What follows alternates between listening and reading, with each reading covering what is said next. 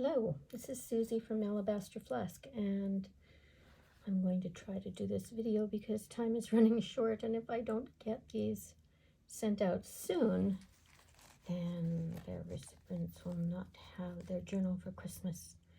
So here's one. It's not a Christmas journal per se, but it's a journal I've been working on for a little while. The tall, skinny kind. Oh dear. I always seem to be futzing with the closers. Vintage pin, very pretty. I thought it would be nice with the pearl accents. This is a piece of hand-dyed silk tulle. It's actually just tea-dyed, I believe, but it really does look antique once it's dyed. It's lovely. A little vintage, it's Cupid. If I don't finish this, then she will be getting it for Valentine's Day, so I'd best be going. Vintage hanky.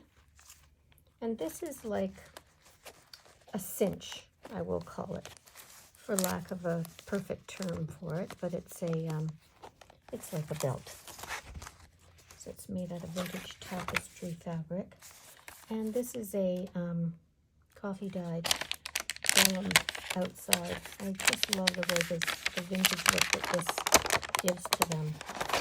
I believe this is from Sharon Horth, I think. If it's not, then it's Ruby and Pearl, and forgive me for both of you for not remembering. All the digitals that are shown in here will be listed at the end of the video. Let me just adjust a bit here. I'm missing some things. Just more digitals, some vintage fabric, more digitals. There is not a lot of writing space in here because I wanted it to be about somebody else's letter and their life. And so this is from 1850, I believe, from the 24th of April. And it's a letter. I have no idea if it's a love letter or what it is, but if she wanted to, she really could write on the back, but I don't know if I want to. So this is all very French feeling, if nothing else. This is a copy. It's not a copy. It's an original book page that I've made into a little, almost a journal. Right on that. So that would work. And some vintage laces, vintage and antique laces here.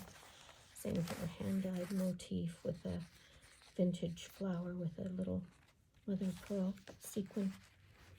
And these are antique laces as well. It's cut from a bigger piece. You can tell I love lace, and you know that I love this color already if you've been watching my other videos. Anyway, so another piece from an antique book, French, of course, just fiction, I believe. An antique doily. Pages from a vintage book of needlework with antique lace. And this is from somebody's collection. I can't remember what it is, and I don't remember what I put inside. But for brevity's sake, I will leave it at that. Here is a handkerchief corner, a piece of another handkerchief, and a handkerchief edging, and it's under the heading of handkerchiefs. I thought that was so smart. I was very proud of myself. This is an old letter from 1957. I made the mistake of not using the entire envelope as a tuck spot, and instead I glued the back side down, and so it's a little delicate on the sides. And then there's a little booklet of papers to write on, and that fits inside there fairly easily, not to do too much more damage. And this is a vintage button card, digital vintage button card, and these are not vintage buttons, but they are mother of pearl, and I love the way they looked on that. Little ephemera from someone's kit, I don't know, piece of vintage cotton eyelet, and another piece of, two pieces of antique lace on here, and another here.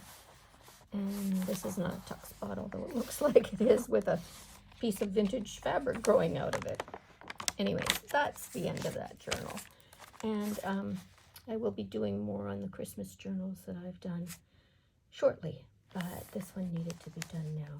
So have a good day, everybody, and I hope you would continue to watch me and perhaps even consider subscribing to my small channel.